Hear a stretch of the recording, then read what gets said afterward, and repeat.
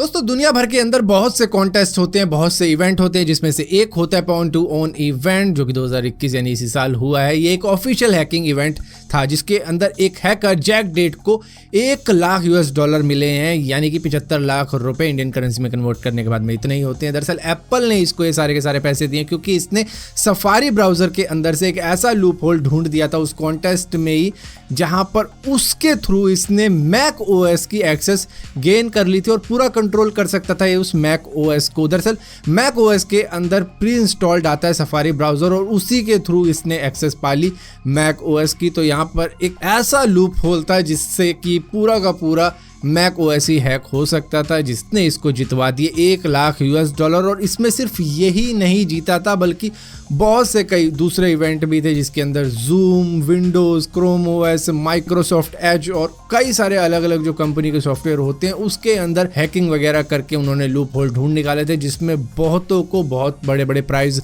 मिले थे, लेकिन सबसे बड़ा एप्पल ने दिया था जो था 75 लाख रुपए का। दोस्तों यूएस के टेक्सास के अंदर रहने वाला एक बंदा पूरे इंटरनेट को शट डाउन करने की प्लानिंग बनाए हुए था वर्जीनिया के अंदर, जहां पर अमेज़न के डेटा सेंटर मौजूद है। दरअसल ये चाहता था कि इनको ब्लास्ट कर दिया जाए, जिसका नाम था सेथ एरन पेंडले। इसके बाद में C4 एक्सप्लोसिव मौजूद थे, जिससे ये क्या करना चाहता था कि देखो वेस्ट वर्जीनिया के अंदर जिस डेटा सेंटर पे ये अटैक करना चाहता था उसके अंदर CIA, FBI और दूसरी फेडरल एजेंसीज को सर्व करने वाले सर्वर मौजूद थे जिनको ये डिस्ट्रॉय कर सकता था अगर इसका प्लान सक्सीड हो जाता। लेकिन ये पकड़ा गया क्योंकि इसका एक जो दोस्त था उसके थ्रू कुछ वार्निंग मिल गई थी FBI को, जिसकी वजह से ये पकड़ा गया और इसको 20 साल के लिए फिर अंदर कर दिया गया। दरअसल मैं आपको बता दूं कि वर्जीनिया के अंदर एक वक्त ऐसा था कि 80s और 90s के वक्त में दुनिया का 70% इंटरनेट ट्रैफिक वहीं से आता था। तो मतलब एक तरीके से कह सकते हैं 70% ट्रैफिक वाले इलाके को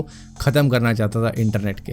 हालांकि अब भी ये बात कही जाती है कि 70% ट्रैफिक जो इंटरनेट का है दुनिया भर का वो वहीं से फ्लो करता है, लेकिन ये एक मिथ है, लेकिन 80s और 90s के वक्त में सही था। दोस्तों वॉशिंग मशीन तो आपने बहुत सी देखी होंगी, लेकिन इतने छोटे साइज की वॉशिंग मशीन जो कि बनाई गई है ताकि आपके ईयरबड्स को क्लीन किया जा सके, थोड़ा सा अजीब कॉन्सेप्ट है। लेकिन किक स्टार्टर पर इसकी क्राउड फंडिंग चल रही है, जहां पर कहा जा रहा है कि भैया ये आपके ईयरबड्स को साफ कर देगा 2 मिनट के अंदर ही। दरअसल इसके अंदर 70% अल्कोहल मिलाया जाएगा, जिसके बाद में उस सोल्यूशन के अंदर आपका वो ईयरबड घूमेगा और उसके बाद में ब्रश वहाँ पे लगा होगा, उसी से ये साफ वाफ हो जाएगा। लेकिन इतना ही करना है तो खुद ब खुद भी तो किया जा सकता है, ये सारा काम ज़रूरी है उसमें डाल के अगड़म बगड़म करवाना ईयरबड्स से।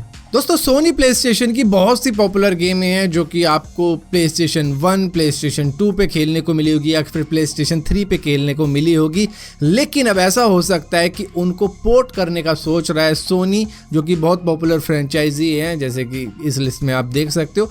तो उनमें से कुछ गेमों को ये 3 से 5 सालों के अंदर मोबाइल पे कुछ इस तरीके से पोर्ट कर देगा, जिस तरीके से GTA San Andreas हो रखी है, GTA Vice City हो रखी है। सो उसी टाइप की गेमें आपको मोबाइल पर भी खेलने को मिल जाएगी, लाइक गॉड ऑफ वॉर। दोस्तों SpaceX के स्टारलिंक प्रोजेक्ट के बारे में तो हम सभी को मालूम है, जो कि कई कंट्रीज के अंदर चालू भी हो रखा है और इंडिया के अंदर भी अगले साल तक आ जाएगा। लेकिन यहाँ पर बात की जाए इसकी किट की, तो वो पहले $1,500 की पड़ती थी, लेकिन अब उसको $500 किया गया, जबकि यहाँ पर SpaceX का कहना है कि भैया हमको ये $1,500 की ही पड़ती है, इतना हमारा पड़ता भी नहीं खाता, लेकिन फिर भी सिर्फ आपके लिए हम $500 में इसको बेचते हैं। दोस्तों अमीर बनने के अपने ही कुछ नुकसान होते हैं, जिसमें एक नुकसान ये होता है कि आप फ्रीली मार्केट वगैरह में घूम नहीं सकते, आप फ्रीली मूवी देखने नहीं जा सकते, मतलब जैसे आज़ाद टाइप के लोग जाते जैसे कि हम इसीलिए तो अमीर नहीं हो रहे।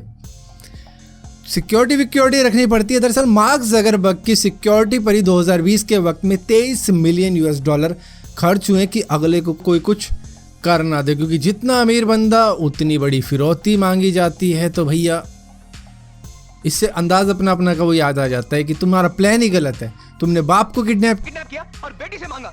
आपको बेटी को किडनैप करना चाहिए था और बाप से मांगना चाहिए था।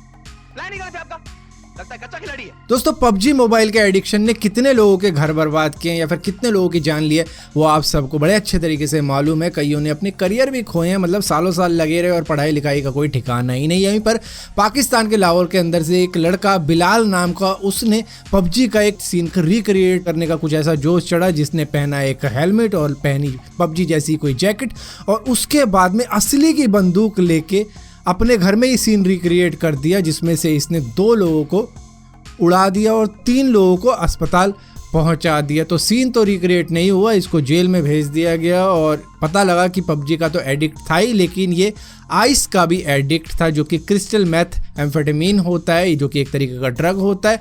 तो ड्रग का भी एडिक्ट था और पबजी का भी एडिक्ट था, और इन दोनों के एडिक्शन ने इसको जेल भिजवा दिया और फैमिली को ऊपर पहुंचा दिया।